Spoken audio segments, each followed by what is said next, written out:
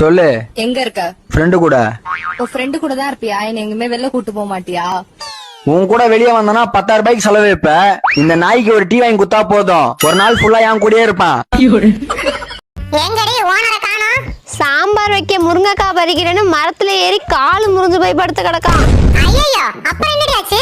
அப்புறம் என்ன, வீட்டுல முருங்கைக்காய் இருந்துச்சு, அதை போட்டு சாம்பார் வச்சிட்டேன். கோந்தானி, அப்புறம் அதுக்கடி அவன மரத்துல ஏற சொன்னேன்? நான் எங்கடி யார சொன்னேன்?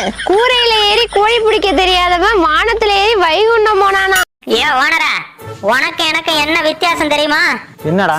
உன்கிட்ட அடிமை மாதிரி வாழறது நான், ஒத்துக்கிட்டா சரி. உன் பொண்டாட்டி கிட்ட அடிமையாவே வாழறது நீ. அதை விட இந்த ஊர் பிள்ளைங்க ரொம்ப பக்குவமான பிள்ளைங்க. 7 மணிக்கு வந்து இறங்கினேன் பாருங்க, ஒரு 8 வயசு பையன் என்ன பார்த்துட்டு சொல்றான், மச்சான் எவனோ சிலிண்டருக்கு சேலை கட்டி விட்டுருக்கான்டா, அது நம்ம ஊருக்கே வந்திருக்குடா. அக்கா பட்டிமன்றம் பேச வந்திருக்கேன்டா. என்ன கொழுகட்ட கோவமா உட்கார்ந்திருக்கே? என்னடி ஆச்சு?